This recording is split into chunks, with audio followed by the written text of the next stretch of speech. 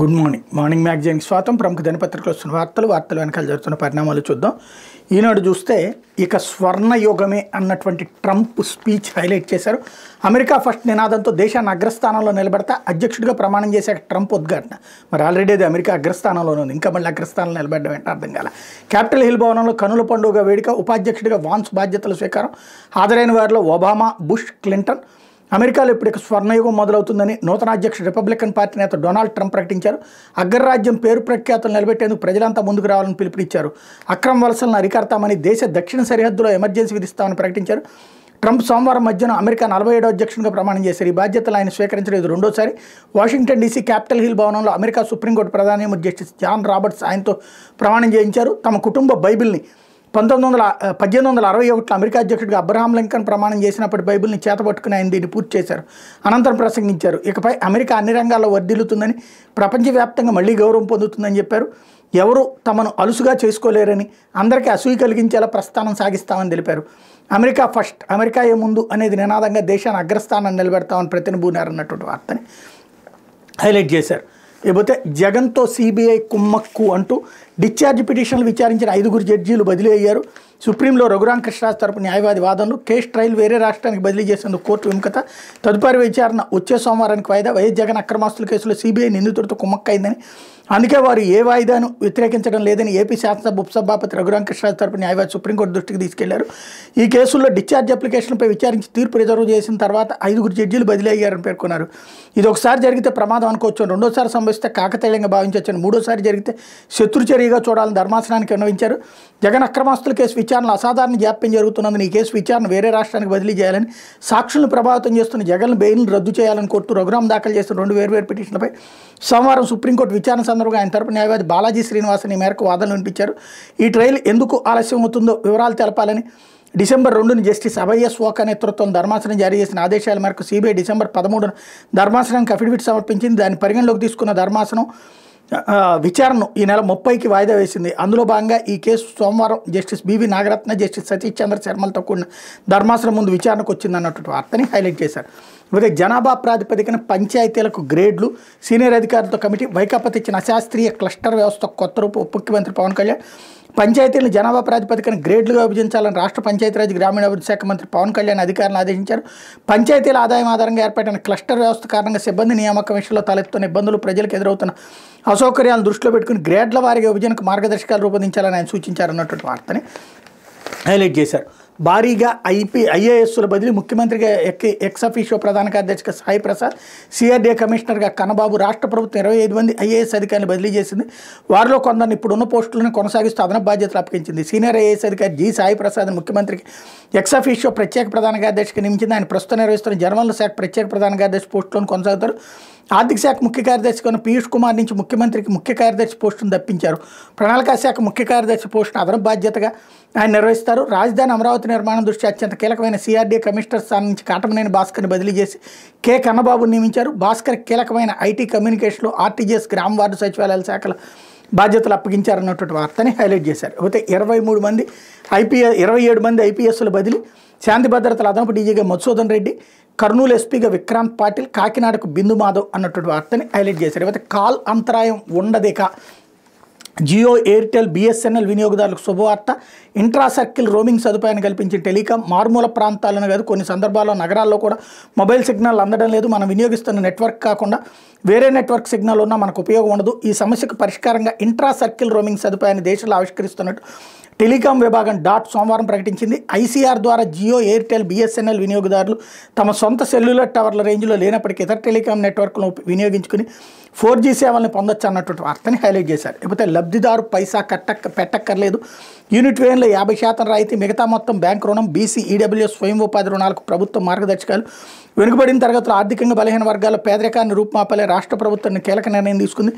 ఆయా వర్గాల్లోని పేదలకు స్వయం ఉపాధి రాయితీ రుణాల మంజూరు ప్రక్రియను మరింత సులభతరం, వేగవంతం చేసింది.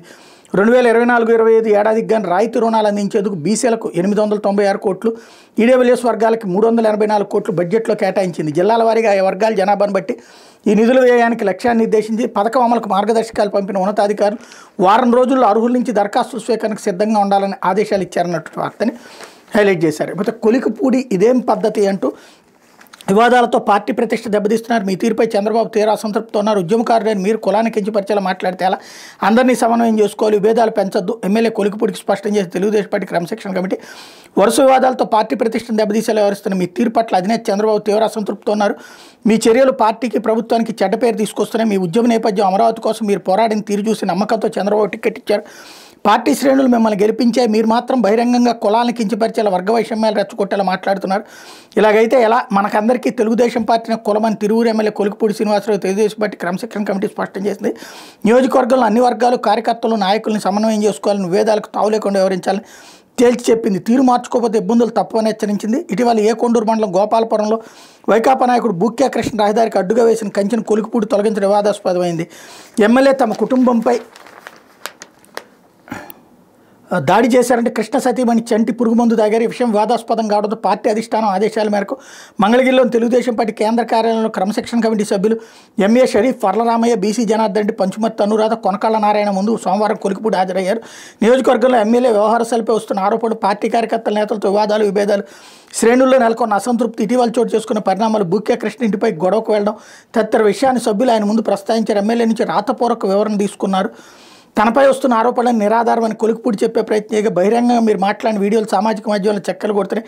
వాడి సంగతి ఏంటని కమిటీ ప్రశ్నించింది. స్థానికంగా కొందరు విలేకరులు తనకు వ్యతిరేకంగా పనిచేస్తున్నారు, ఉన్నవి లేనివి రాస్తున్నారు. కొలికిపూడి చెప్పగా మీడియాతోనూ సఖ్యతతో వివరించాలని సూచించారు. మీపై అవినీతి ఆరోపణలు వస్తున్నాయి, ఇవి నిరాధారం అయితే వెంటనే పరిష్కరించుకోవాలి. అధిష్టానానికి సమాచారం ఇవ్వాలి. బయట నుంచే పార్టీకి ఎక్కువ సమాచారం వస్తుంది. ఎవరికైనా పార్టీని సుప్రీం ఉద్యమ నేపథ్యం నుంచి వచ్చిన మీ చుట్టూనే ఇన్ని వివాదాలు నెలకొంటే ఎలా? నియోజకవర్గాన్ని సమన్వయం చేసుకోవాల్సింది మీరే కానీ ప్రశ్నించారు. తమ దగ్గర ఉన్న సమాచారం వివిధ పత్రికలు, టీవీ ఛానల్లో వచ్చిన కథనాలు, ఎమ్మెల్యే ఇచ్చి వివరణ బట్టి కొలికిపూడి గీత దాటారని క్రమశిక్షణ కమిటీ నిర్ధారణకు వచ్చినట్టు సమాచారం. త్వరలో ఈ నివేదికను చంద్రబాబుకి అందజేస్తామని కమిటీ ప్రతినిధులు తెలిపారు. అందరూ నడిచే రహదారికి అడ్డంగా వేసిన ముళ్ల కంచెనే తాను తొలగించానని, బూక్యా కృష్ణ కుటుంబంపై దాడి చేయలేదని కొలికిపూడి శ్రీనివాసరావు తెలిపారు.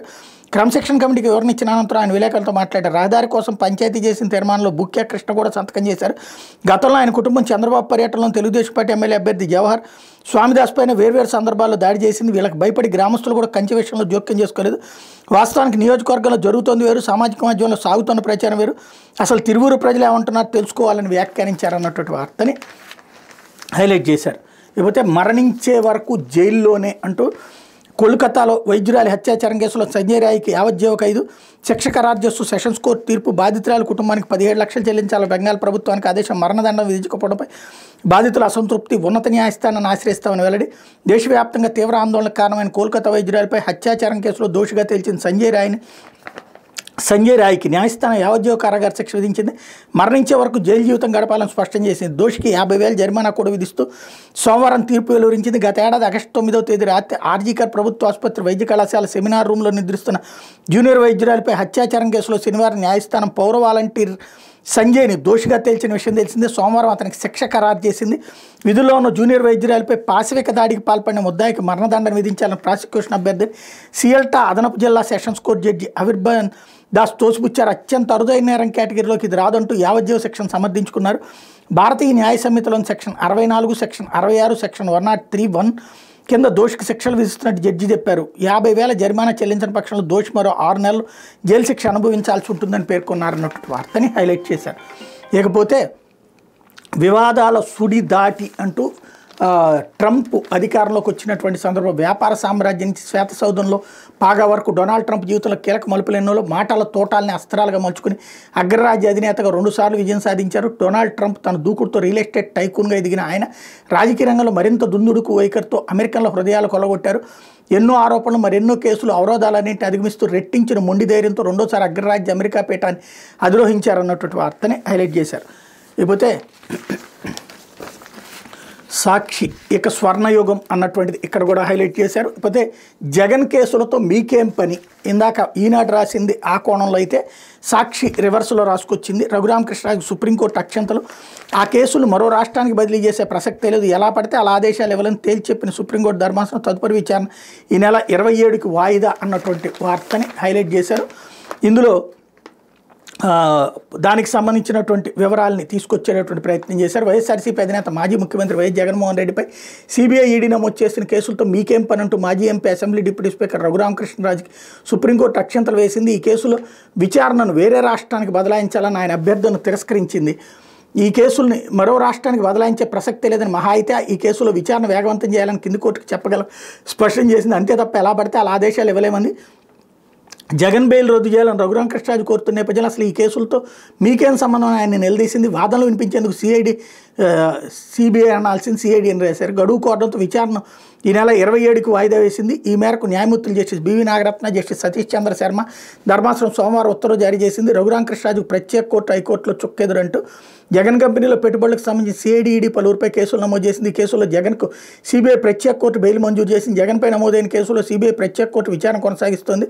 ఇదిలా ఉండగా జగన్ బెయిల్ను రద్దు చేయాలని కోరుతూ రఘురామకృష్ణరాజు సిబిఐ ప్రత్యేక కోర్టులో పిటిషన్ దాఖలు చేశారు. దాన్ని ఆ కోర్టు కొట్టేసింది. ఆ తర్వాత హైకోర్టులో పిటిషన్ వేశారు. హైకోర్టులో సైతం రఘురామకృష్ణరాజుకి చుక్కెదురైంది. దీంతో జగన్ బెయిల్ని రద్దు చేయడంతో పాటు ఆయనపై నమోదైన కేసులు వేరే రాష్ట్రానికి బదిలీ చేయాలని కోరుతూ ఆయన 2023లో సుప్రీంకోర్టులో స్పెషల్ లీవ్ పిటిషన్ దాఖలు చేశారు. వ్యాజ్యంపై సుప్రీంకోర్టు పలుమార్లు విచారణ జరిపింది. తాజాగా సోమవారం వ్యాజ్యంపై జస్టిస్ నాగరత్న నేతృత్వంలో ధర్మాసనం విచారణ జరిపింది. అసలు జగన్ కేసులతో మీకేం సంబంధం అంటే రఘురామకృష్ణరాజు తరపు న్యాయవాదిని ప్రశ్నించి కేసుల్ని వేరే రాష్ట్రానికి బదిలీ చేసే ప్రసక్తే లేదని తేల్చి చెప్పింది అన్నటువంటి వార్తని హైలైట్ చేశారు. లేకపోతే అంతా మనకే నీకెంత నాకెంత అన్ని పనుల్లోనూ భారీ కమిషన్లకు తెరలేపిన సర్కార్ పెద్దలు అనుకూల సంస్థలకు టెండర్లు కట్టబెట్టేలా స్కెచ్ ఆపై అందినగాడికి దండుకునేలా కార్యాచరణ ఇందుకు ఏ శాఖ మినహాయింపు కానివైన వైద్య శాఖ కాంట్రాక్టులో వింత నిబంధనలతో దోపిడీకి సిద్ధం ఆసుపత్రిలో సెక్యూరిటీ శానిటేషన్ కాంట్రాక్టులు చేజిక్కించుకునేందుకు పన్నాగం చిన్న సంస్థలు కన్సార్టియంగా పాల్గొనకుండా నిబంధనలు బడా కంపెనీలతో ఓ మంత్రి జనసేన ప్రజాప్రతినిధి డీల్ ఆలయాల్లో పారిశుద్ధ్య కాంట్రాక్టు పేరు దేవుడి సొమ్ముకు ఎసరు 7 ప్రధాన ఆలయాల పనులు ఒకే సంస్థ కట్టబెట్టే యత్నం ఆలయాలు సొంతంగా టెండర్లు పిలవకుండా ముగుతాడు ఏకీకృత విధానం పేరుతో రెట్టింపు దోచుకునేందుకు వ్యూహం మహిళల కుట్టు పనుల్లో శిక్షణ కుట్టు మిషన్ల పంపిణీని వదలని వైనం ఎక్కడా లేని షరతులతో అస్మదీయులకు టెండర్ కట్టబెట్టే వ్యూహం అన్నటువంటి వార్తని హైలైట్ చేశారు. ఇకపోతే ఫీజు కట్టలేదని విద్యార్థిని గెంటేశారు. కృష్ణా జిల్లా గోసాల్లో శ్రీ చైతన్య కళాశాల యాజమాన్య నిర్వాహకం రాత్రంతా కొడుకుతో కలిసి కళాశాల గేటు వద్ద తండ్రి నిరసన ఫీజు చెల్లించేందుకు గడువు కోరిన ఇబ్బంది పెట్టారంటూ ఆరోపణ మీడియా పోలీసులు రావడంతో విద్యార్థిని అనుమతించిన యాజమాన్యం అన్నటువంటి వార్తని హైలైట్ చేశారు. ఇకపోతే పాఠశాలల హేతుబద్ధీకరణకు రంగం సిద్ధం జోనల్ స్థాయి అధికారులతో సమావేశాల ప్రారంభం జీవో 117 రద్దు మార్గదర్శకాలపై అవగాహన పేరుతో 11 ప్రాంతాల నిర్వహణ ఉపాధ్యాయ సంఘాలకు అనుమతి లేదు 510 హై స్కూల్ ప్లస్లు రద్దు చేస్తామని ఇప్పటికే ప్రభుత్వ ప్రకటన 1830 మంది పీజీటీల భవితవ్యం తేల్చిన విద్యాశాఖ ఉపాధ్యాయులు అనేక అనుమానాలు తీవ్ర ఆందోళన అన్నటువంటి వార్తని హైలైట్ చేశారు. పాత వాటాల కొత్త వాటాల కృష్ణా జలాలపై మళ్లీ పంచాయతీ పాతవే కొనసాగించాలంటున్న ఏపీ సగం వాటా కోసం తెలంగాణ పట్టు నేడు కృష్ణా బోర్డు నిర్ణయంపై సర్వత్రా ఉత్కంఠ అన్నటువంటి వార్తని హైలైట్ చేశారు. ఇకపోతే ఆంధ్రజ్యోతి వచ్చేటప్పటికి బైడెన్ నిర్ణయాలన్నీ రద్దు కొన్ని గంటల్లోనే చేసేస్తా స్వర్ణయుగం ఆరంభమైంది అమెరికా మళ్ళీ గొప్ప దేశంగా మారబోతోంది అందుకే దేవుడు నన్ను బతికించాడు అక్రమ వలసదారులను దేశం నుంచి తరిమేస్తా మూడో ప్రపంచ యుద్ధాన్ని అడ్డుకుంటా దేశంలో ఇక ఆడా మగ రెండే జెండర్లు డొనాల్డ్ ట్రంప్ ఉద్వేగభరిత ప్రసంగం 47వ అధ్యక్షుడిగా రిపబ్లికన్ నేత ప్రమాణం ప్రపంచ దేశాల అతిరథ మహారథులు హాజరు గండరగండ డొనాల్డ్ ట్రంప్ మళ్ళీ అమెరికా అధ్యక్షుడిగా ఆసీనుడయ్యారు పలు ఎగుడు దిగులు చూసిన రాజకీయ జీవితంలో పలుమార్లు పదవీచ్యుత ప్రయత్నాలు పలు నేరారోపణలు హత్యాయత్నాలు అధిగమించి మరోసారి శ్వేతసౌధం అధిపతిగా బాధ్యతలు స్వీకరించారన్నటువంటి వార్తని హైలైట్ చేశారు. లేకపోతే మీకు జీవితాంతం రుణపడి ఉంటా మళ్ళీ జన్మంటూ ఉంటే తెలుగువాడిగానే పుడతా జ్యూరిక్లో తెలుగు పారిశ్రామికవేత్తల భేటీలో సీఎం 2047 నాటికి నెంబర్ 1గా తెలుగు జాతి ఇంతమంది యూరప్లో ఉన్నారనుకోలేదు జైల్లో ఉన్నప్పుడే విషయం తెలుసుకున్న నా కోసం 53 రోజులు ప్రదర్శనలు చేశారు ఎన్నికల్లో సొంత డబ్బు ఖర్చు చేసి కూటమి అభ్యర్థులు గెలిపించుకున్నారు ఏపీలో పెట్టుబడులు పెట్టండి స్విస్ పారిశ్రామికవేత్తలకు లోకేష్ ఆహ్వానం పెట్టుబడుల వేట బ్రాండ్ ఏపీ ప్రచారంపై ముఖ్యమంత్రి చంద్రబాబు దృష్టి సారించారు దావోస్ కంటే ముందే స్విట్జర్లాండ్లో జ్యూరిక్లో తెలుగు ప్రవాసులతో సమావేశమయ్యారు స్విస్లోని భారత రాయబారితో చర్చలు జరిపారు జ్యూరిక్లో వరుస సమావేశాలు నిర్వహించారన్నటువంటి వార్తని హైలైట్ చేశారు.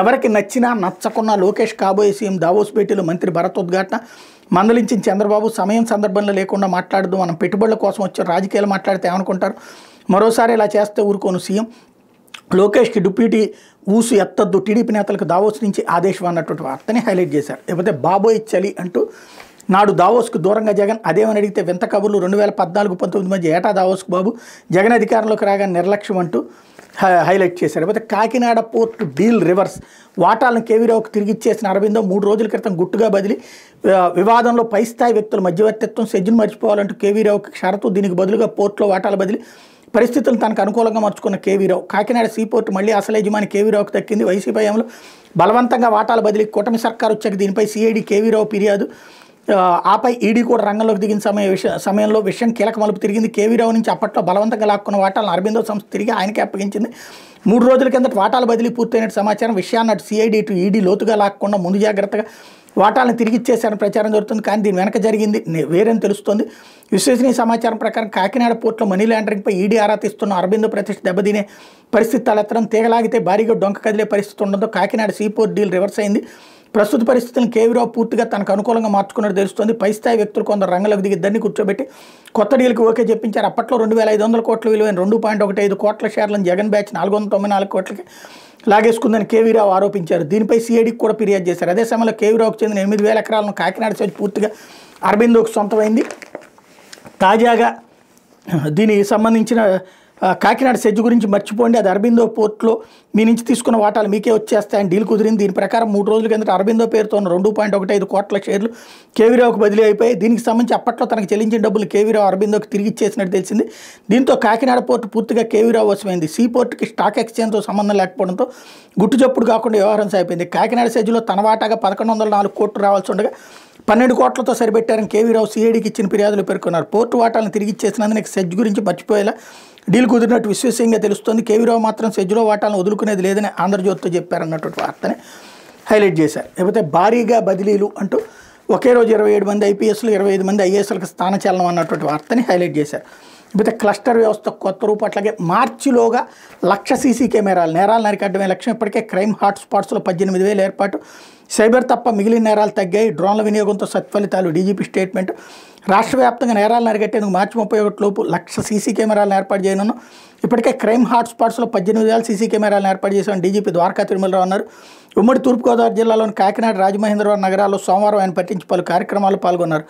ఆర్టీసీ డిపోలు నా సంస్థ ఎండీ హోదాలో పరిశీలించి సిబ్బందితో మాట్లాడారు అన్నటువంటి వార్తని హైలైట్ చేశారు. లేకపోతే ప్రభుత్వ ఆసుపత్రిలో స్టెర్నల్ ప్లేట్ ఫిక్సేషన్ సర్జరీ ఏపీలో ఇదే మొదటిసారి. గుంటూరు జీజీహెచ్ వైద్యుల వెల్లడి. రోడ్డు ప్రమాదంలో పక్కట ఎముకలతో పాటు గుండెకు రక్షణగా ఉన్న స్టెర్నం ఎముకలు విరిగి ప్రాణాపాయ స్థితిలో ఉన్న వ్యక్తికి గుంటూరు ప్రభుత్వ వైద్య బోధనాసుపత్రి వైద్యులు అరుదైన శస్త్రచికిత్స చేశారు. రాష్ట్రంలో తొలిసారిగా స్టెర్నల్ ప్లేట్ ఫిక్సేషన్ సర్జరీ చేసి ఆయన ప్రాణాలు కాపాడారు. ప్రకాశం జిల్లాకు చెందిన జి చిన్నరామయ్య ఇటీవల ద్విచక్ర వాహనంపై వెళ్తుండగా ట్రాక్టర్ ఢీకొట్టింది. ప్రమాదాలు ఆయన పక్కట ఎముకలు విరగడంతో పాటు ఛాతీలో గుండెకు రక్షణగా ఉండే స్టెర్నం ఎముకలు విరిగి గుండె దగ్గరగా చొచ్చుకుపోయి దీనివల్ల బాధితులు ఊపిరి తీసుకోవడం కష్టమైన చికిత్స నిమిత్తం రామాయణ గత నెల 28 గుంటూరు ప్రభుత్వ ఆసుపత్రిలో జరిపిస్తే వెంటనే ఆపరేషన్ చేసి విరిగిన స్టెర్నం ఎముకల్ని సరిచేయాలని వైద్యులు నిర్ణయించారన్నటువంటి వార్తని హైలైట్ చేశారు.